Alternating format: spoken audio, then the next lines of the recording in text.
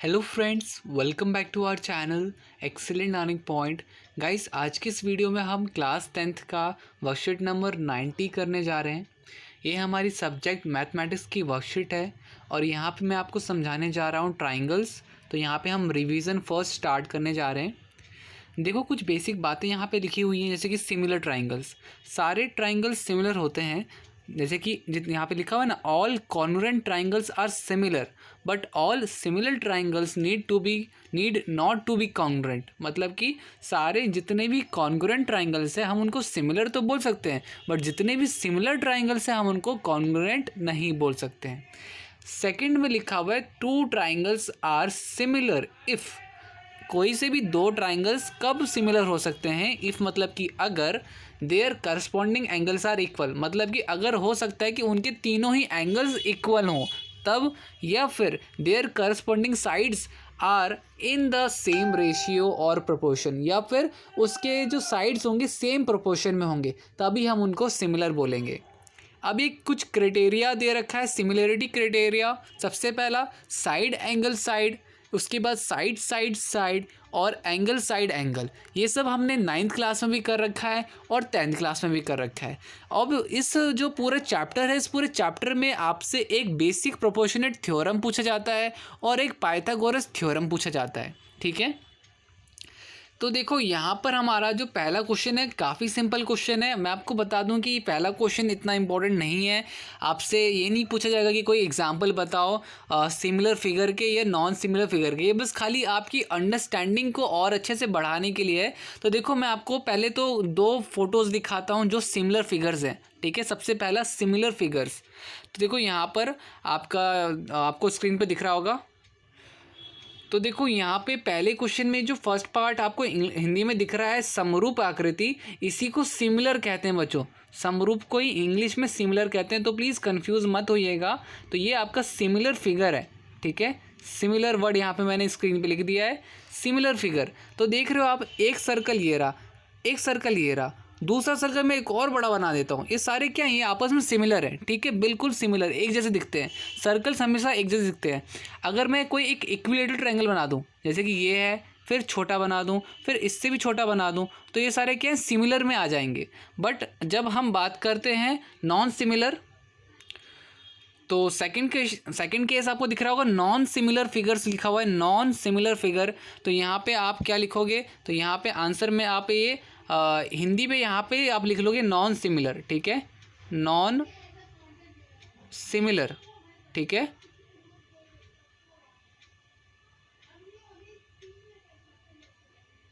तो ये non similar में आएगा। जैसे कि ये देखो, एक ही रेक्टेंगल हो गया और एक कुछ और गया, तो दोनों ही आपस में क्या है? अलग हैं। ठीक है, एक जैसे नहीं है, तो यहाँ पर इसे नॉन सिमिलर कहेंगे।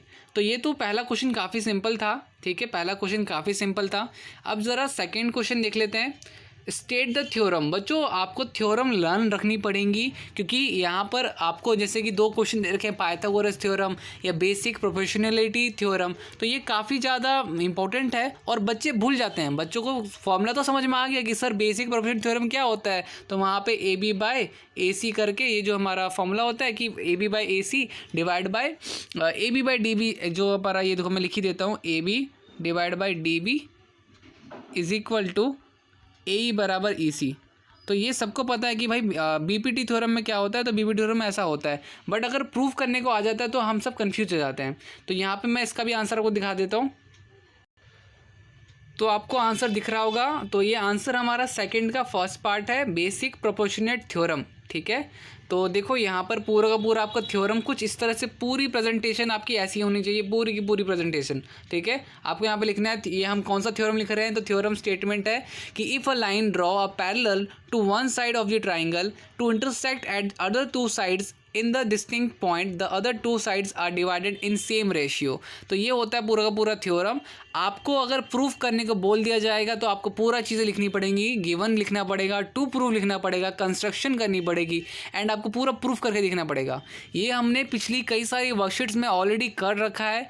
अगर आपने अभी तक नहीं किया तो प्लीज़, अगर आपको नहीं समझ में आ रहा तो आप लर्न कर लो, मैं कहूँगा, बिकॉज ये बहुत ज़्यादा इंपॉर्टेंट है, ठीक है। और बहुत चांसेस होते हैं आने के इसके, काफ़ी बार एग्जाम में पूछा गया है, फेवरेट क्वेश्चन है CBSE वालों का, ठीक है। तो इस पूरे क्वेश्चन को आपको कुछ इस तरह से प्रेजेंट करना है, ठीक है। और प्लीज़ मैं वापस बार बार बोल रहा हूँ, मेक श्योर कि आप given, to proof, construction and proof, इन चारों को लिखें। कुछ बच्चे सीधा प्रूफ से स्टार्ट कर देते हैं, ठीक है। तो लास्ट में हमारा क्या आ जाता है, लास्ट में हम फिर इसको इस तरह से प्रूफ लिख सकते हैं कि हैंस हमारा AB/DV मतलब कि AD/AB बराबर होगा AE/EC के। तो इस तरह से ये पूरा का पूरा हमारा थ्योरम होता है। तो ये तो हमारा क्या था, तो ये हमारा बेसिक प्रोपोर्शनल थ्योरम था। इसके बाद देखो सेकंड में पाइथागोरस थ्योरम भी बोला जा रहा है, पाइथागोरस थ्योरम, तो वो भी मैं आपको दिखा देता हूँ, वो भी आपको पूरा एकदम अच्छे से लिखना है। तो देखो पाइथागोरस थ्योरम के लिए यहाँ पे मैंने पूरा लिखा हुआ है, मतलब कि ये इस स्क्रीन पे आपको दिख रहा होगा।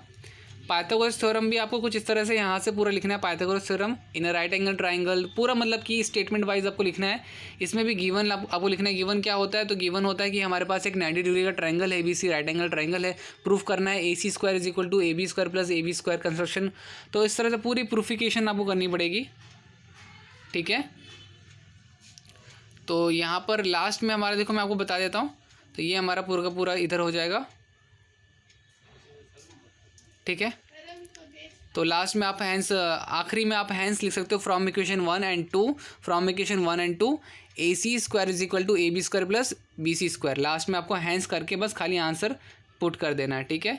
तो ये आपकी वर्कशीट में ही है, ठीक है। ये मैंने जो ये आपको फोटो जो दिख रही है आपकी वर्कशीट में ही है, और ये मैंने ऑलरेडी समझा रखा है, ठीक है। तो ये हमारी पुरानी वर्कशीट में से मैंने ये पूरा आंसर निकाला है, तो इसलिए आपको ये सारी चीज़ लर्न रखना है, ठीक है। तो ये पाइथागोरस थ्योरम है। अब ज़रा हम नेक्स्ट क्वेश्चन देख लेते हैं। नेक्स्ट क्वेश्चन क्या है, देखो नेक्स्ट क्वेश्चन में क्या है, तो इन फिगर, मतलब ये फिगर 1 दे रखी है आपको ये, और ये फिगर दे रखी है, बोला जा रहा है DE जो है पैरेलल है FC के, DE पैरेलल है FC के, और FE पैरेलल है BC के, FE पैरेलल है BC के। तो आपको प्रूफ करना है ये स्टेटमेंट, ठीक है। तो ज़रा स्टार्ट करते हैं इसको भी। तो देखो सबसे पहले तो आपका आ जाएगा ABC, ठीक है, ABC, और दूसरा आ जाएगा AFC, ठीक है, AFC। और यहाँ पे थोड़ा मिस्टेक हो गया है, AFC, ठीक है, ध्यान रखिएगा ये AFC है। तो इसमें देखो ABC से हम क्या निकालेंगे, ABC में से हम क्या निकालेंगे, तो ABC से हम निकाल सकते हैं AE = AC, AE = EC = AF = AB, ठीक है, AF = AB, इक्वेशन 1। इसके बाद हम दूसरा इक्वेशन निकालेंगे इससे, ठीक है। इसमें भी मेरा AE = AC हो जाएगा, और AD/AF हो जाएगा सेकंड इक्वेशन, ठीक है। अब देखो समीकरण 1 और 2, मतलब कि आप इंग्लिश वाले क्या लिखेंगे यहाँ पे, from equation 1 and 2, from equation 1 and 2। तो दोनों इक्वेशन को देखते हुए हमें ये पता चलता है कि भाई ये जो है AE/AC दोनों ही बराबर हैं इन दोनों के। इसका मतलब ये दोनों भी आपस में बराबर होंगे।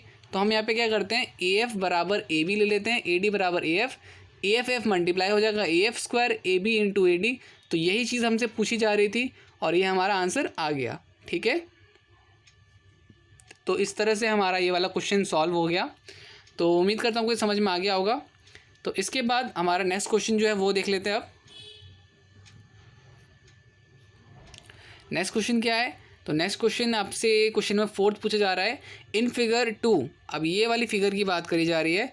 आपको XY पैरेलल है, XY पैरेलल है किसके, BC के। XY की लेंथ निकालनी है आपको, XY की लेंथ निकालनी है, साइड नहीं दे रखा ना, इसकी लेंथ निकालनी है। तो देखो इसका भी आंसर देखते हैं। तो बड़ा सिंपल सा है, आपके पास 2 ट्राइंगल है, एक ये छोटा वाला, और एक ये बड़ा वाला। बड़े वाले को हम दूसरा कलर करते हैं ताकि आपको क्लियर हो, और एक ये, ठीक है। तो यहाँ पर AY जो होगा आपका /AB कर लेंगे हम इसे, और XY ये जो है /BC कर लेंगे, ठीक है, बिकॉज हमें BPT थ्योरम लगाने हैं ना, ठीक है। तो AY अगर AX इतना है तो AY भी क्या होगा, 1 होगा, तो हमने 1 ले लिया। AB कितना दे रखा है, AB कितना दे रखा है, तो वो 3 + 1 4 हो जाएगा। एक्स वाई हमें निकालना है और बी सी हमें 6 दे रखा है।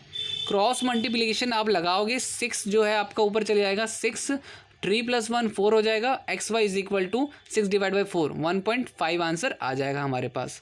तो बेसिकली क्वेश्चन नंबर 4 का आंसर ये हो गया और यहाँ पे हमारी वर्कशीट ख़त्म होती है। उम्मीद करता हूँ सारी चीज़ें आपको समझ में आई होंगी। तो मिलते हैं नेक्स्ट वीडियो में, तब तक के लिए bye bye and take care.